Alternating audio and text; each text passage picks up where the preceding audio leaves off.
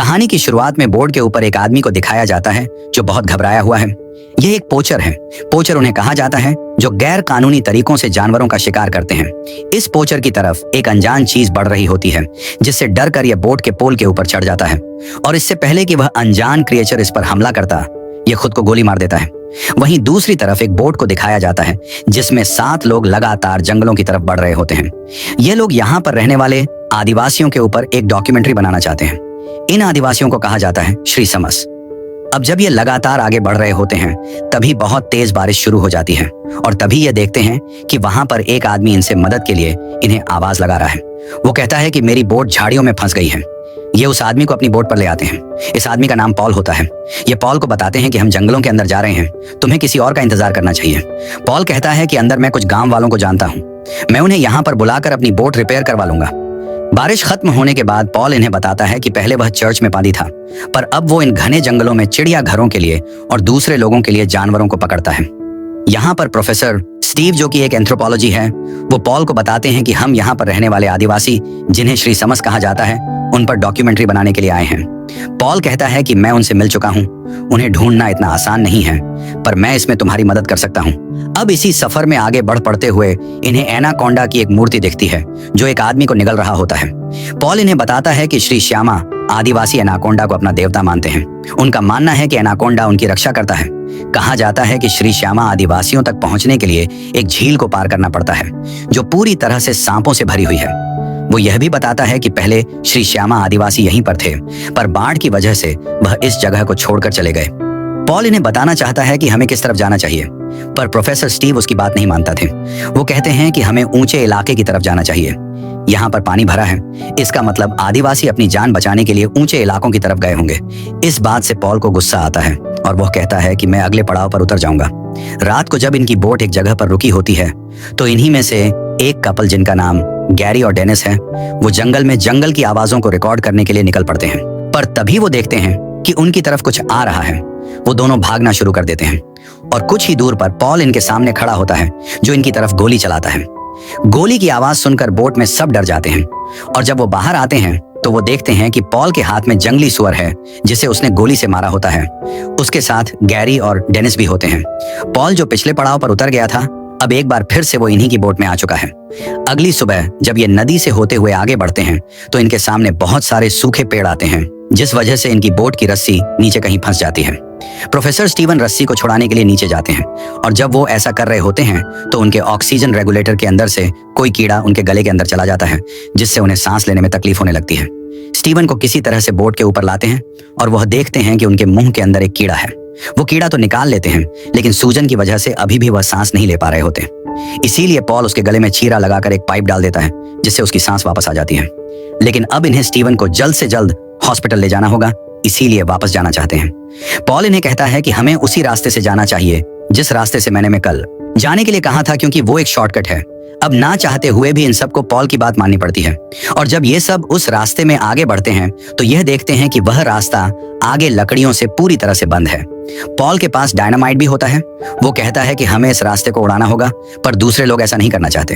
वो कहते हैं कि अगर रास्ता बंद किया है तो किसी वजह से किया होगा। पॉल कहता है कि अगर हम दूसरे रास्ते से वापस गए तो हमें 2 दिन और ज्यादा लगेंगे। इसीलिए सबको पॉल की बात एक एक बार फिर से माननी पड़ती है।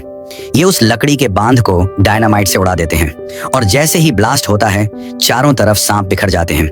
साथ ही इनकी बोट में जो पेट्रोल के टैंक्स होते हैं वो भी पानी में गिर जाते हैं। अब भी अपनी बोट से सांप हटाकर आगे बढ़ते हैं और कुछ दूर जाने के बाद इन्हें खराब बोट दिखती है। पॉल कहता है कि उस बोट से हम पेट्रोल ला सकते हैं।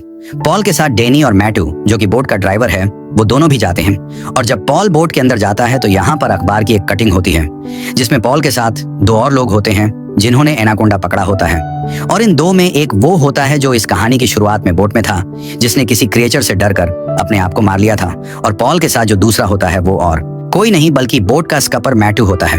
यानी कि मैटू पॉल से पहले से मिला हुआ था, उसे पहले से जानता था और ये जानबूझकर इन सबको यहाँ पर लेकर आए हैं। यहाँ पर एक बहुत बड़ा बॉक्स भी होता है जिसके अंदर बहुत खतरनाक हथियार होते हैं।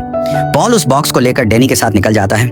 मैथ्यू पीछे रह जाता है और तभी उस पर एनाकोंडा हमला करता है, जो मैथ्यू की हड्डियों को पूरी तरह से तोड़ देता है। मैथ्यू की मौत हो जाती है, लेकिन किसी को कुछ भी पता नहीं चलता। मैथ्यू के वापस ना आने से डैनी उसे ढूंढने के लिए जाता है, लेकिन उसे मैथ्यू की टॉर्च के अलावा कुछ भी नहीं मिलता। और जब वो वापस अपनी बोट में आता है तो पॉल सबको एक बहुत बड़े सांप की कचली दिखाता है और सबको कहता है कि इसी तरह के किसी बड़े सांप ने मेटियो को खा लिया होगा। यहाँ पर इस तरह के बहुत बड़े बड़े सांप हैं। वो अपने चेहरे पर एक जख्म भी दिखाता और बताता है कि इसी तरह के सांप ने मेरे ऊपर हमला किया था। यह सांप इंसानों को बहुत बुरी तरह से मारते हैं। सबसे पहले ये उन्हें जकड़ लेते हैं और इसके बाद उनकी हड्डियां पूरी तरह से तोड़ देते हैं, जिससे इंसान की मृत्यु हो जाती है। हमें जल्द से जल्द यहाँ से निकल जाना चाहिए। अब इस पूरे प्रोजेक्ट की जो हेड होती है, जिसका नाम टेरी है, जो यहाँ पर डॉक्यूमेंट्री बनाने के लिए आई है, वह कहती है कि हम पूरी रात यहाँ पर इंतजार करेंगे और सुबह तक भी मैथ्यू नहीं आया तो हम यहाँ से आगे बढ़ जाएंगे। रात को जब सब सो जाते हैं तो पॉल गैरी को कहता है कि अगर हम उस एनाकोंडा को पकड़ लें तो हमें $1 मिलियन मिलेंगे, पर यह काम मैं अकेला नहीं कर सकता।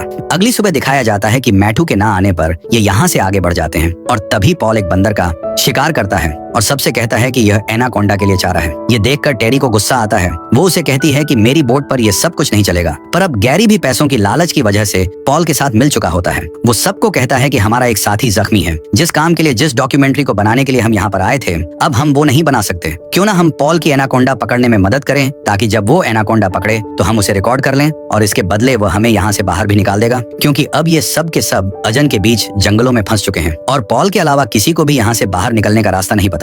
ये बंदर को चारा बनाकर पानी में डाल देते हैं। रात को एनाकोंडा इनके कांटे में फंस जाता है और बहुत जल्दी वह अपने आप को छुड़ा लेता है। एनाकोंडा अब पूरी तरह से गुस्से में है, इसीलिए वो इनकी बोट पर आ जाता है और जब वो डेरी पर हमला करने वाला होता है तभी पॉल उसे बेहोशी का इंजेक्शन लगा देता है, लेकिन एनाकोंडा बेहोश नहीं होता। बोट में चारों तरफ भगदड़ होती है, जिस वजह से डेनिस पानी में गिर जाती है।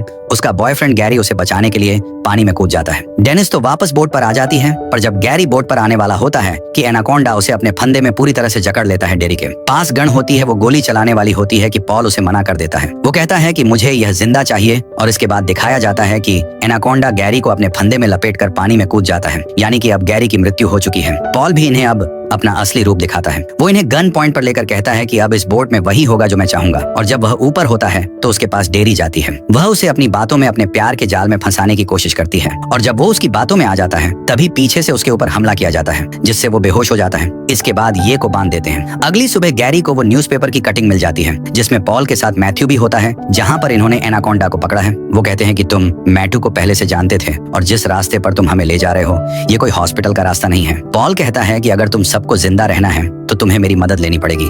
अब इनकी बोट जब आगे जाती है तो मिट्टी में फंस जाती है और अब इन्हें मिट्टी से निकलने के लिए पेड़ों के साथ रस्सी को बांधना होगा ताकि यह उससे फंसी हुई बोट को खींचकर बाहर निकाल सके। सब के सब पानी में चले जाते हैं और बोट के ऊपर डेनिस होती है। डेनिस चाकू लेकर पॉल के पास जाती है ताकि वह पॉल को मारकर अपने बॉयफ्रेंड गैरी की मौत का बदला ले सके, पर इससे पहले वह उसे चाकू से मारती। पॉल उसे अपने पैरों में फंसाकर मार देता है और उसकी बॉडी को पानी में फेंक देता है।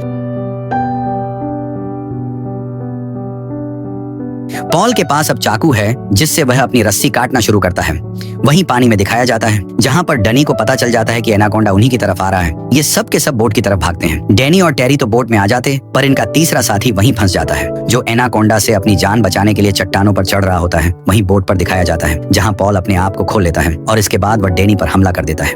डेरी और डैनी पॉल का सामना करते हैं। वहीं इनका वह साथी जो चट्टानों के ऊपर चढ़ा होता है, एनाकोंडा उसके सामने आ जाता है। वह अपनी जान बचाने के लिए चट्टान से कूदता है, पर इससे पहले कि वह पानी तक पहुंचता, एनाकोंडा उसे हवा में ही पकड़ लेता है और अपने फंदे में लपेटकर उसे भी मार देता है। पर एनाकोंडा जिस पेड़ पर लटका होता है वह पेड़ भी अब नीचे इनकी बोट के ऊपर गिर जाता है, जिस वजह से एक बार फिर से टैरी और डैनी पानी में कूद जाते हैं। टैरी तो एक बार फिर से ऊपर आ जाती है, लेकिन डैनी अभी भी पानी में होता है और इससे पहले कि वो बोट के ऊपर आता, एनाकोंडा उसे जकड़ लेता है। पर तभी टैरी गन से उस पर कई फायर करती है, जिससे एनाकोंडा मर जाता है और अब डैनी को वो ऊपर खींचने वाली होती है कि पीछे से पॉल आकर उसे गिरा देता है। पॉल उसकी गन छीन लेता है और उसे कहता है कि तुमने मेरे $1 मिलियन के सांप को मार दिया, और अब वो उसी गन से डैनी को मारने वाला होता है कि तभी पीछे से प्रोफेसर स्टीवन, जिनके गले में कीड़ा चला गया था, वो पॉल को बेहोशी का इंजेक्शन लगा देते हैं। डैनी अपनी एल्बो से उसके चेहरे पर हिट करता है, जिससे पॉल पानी में गिर जाता है, पर वो देखता है कि इंजेक्शन पॉल की बॉडी से निकल गया होता है। अब ये अपनी बोट निकालकर यहाँ से आगे बढ़ते हैं और तभी इन्हें एक टूटी फूटी बिल्डिंग दिखती है। इन्हें पेट्रोल की जरूरत है,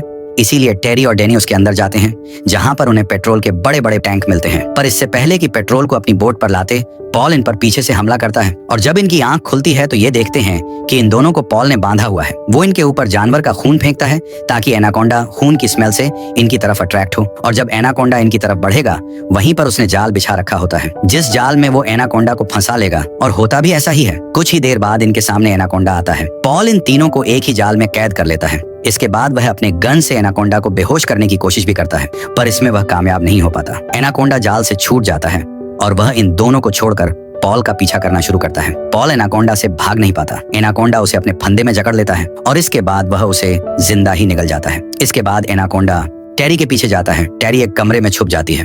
वो देखती है कि वहां पर एनाकोंडा के बहुत सारे बच्चे होते हैं। अब एक बार फिर से एनाकोंडा टेरी तक पहुंच जाता है।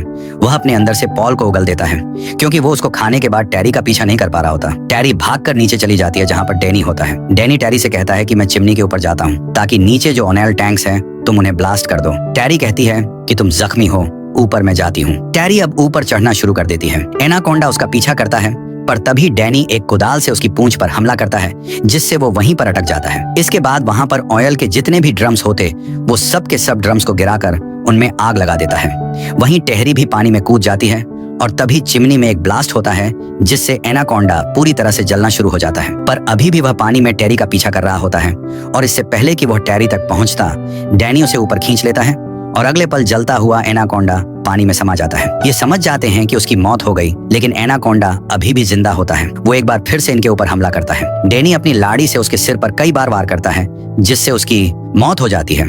और अब ये 3 बजे हैं। टेरी, डैनी और प्रोफेसर स्टीवन ये जब यहाँ से आगे जाते हैं तभी इन्हें नाव में वह आदिवासी दिखते हैं जिन्हें श्री शम कहा जाता है, जिनके ऊपर डॉक्यूमेंट्री बनाने के लिए ये सब यहाँ पर आए थे। और पॉल की बात वह सच थी जो उसने कही थी कि एक ऐसी नदी पार करने के बाद जहां पर सांप ही सांप है। इसी के साथ ये कहानी फिल्म यहीं पर खत्म हो जाती है।